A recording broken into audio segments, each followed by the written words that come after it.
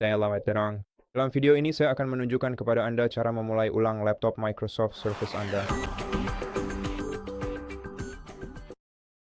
Cara biasa untuk melakukannya adalah dengan membuka menu Start, memilih opsi Power, lalu memilih Restart atau Update and Restart jika Anda memiliki pembaruan yang tertunda.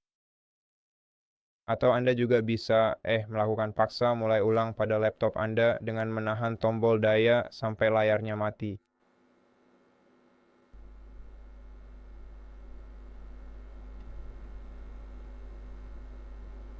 Oke, dan setelah itu untuk menyalakan kembali laptop Anda perlu menunggu beberapa detik lalu tekan tombol daya sebentar lagi.